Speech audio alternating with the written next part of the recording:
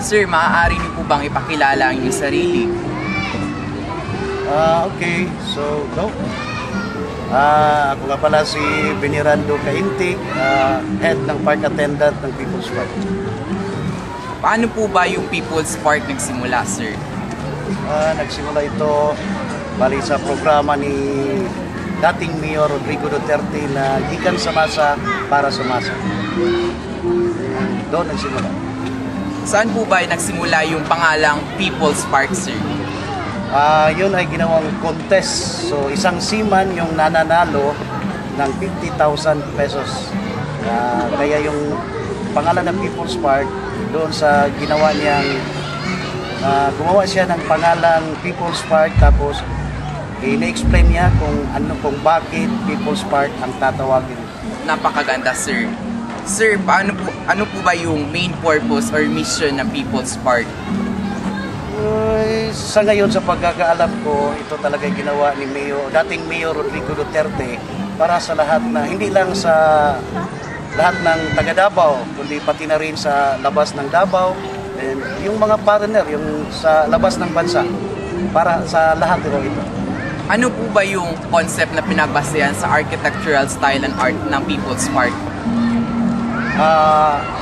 Sa pagkakaalam ko, yung number one konsepto talaga nito yung kultura nating mga taga Davao.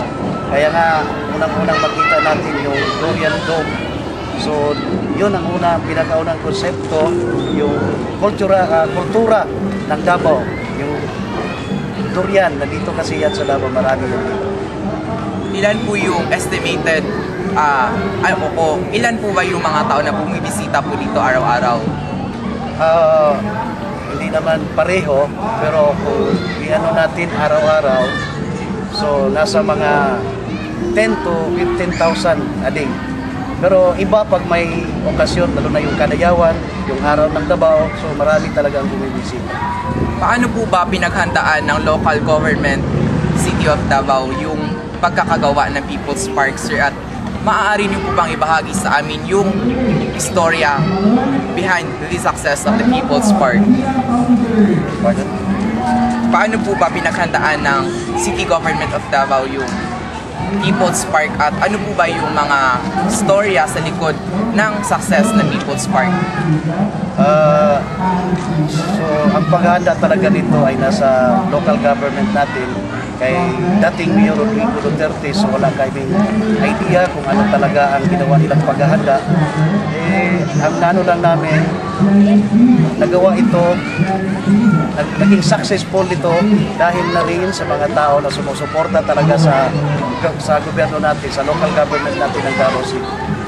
Ano po ba yung mga main feedbacks na naririnig mo mula sa mga mamamayan na pupunta dito, mga tourists, or either local or international? So, unang-una, ang lahat ng feedbacks nila ay maganda talaga yung People's Park. Tapos, kung bakit walang entrance fee na ginawa ang People's Park, bakit libre, then, ayun, yun nga, maganda, tsaka libre daw yung People's Park sa lahat ng tao. Meron po ba kayong gustong idagdag, sir? Ibitahin ko na lang siguro. Yes, sir. Pwede, maaari po, sir. Okay, sa lahat ng taga Davao at kahit sa labas ng Davao, iniimbitahan ko kayong pumunta dito sa People's Park. Lahat ng magagandang puno, mayroon ho tayong mga rainforest na makikita nyo dito. Nandoon yung rainforest ng Africa, ng South America, dito nyo lang makikita sa People's Park.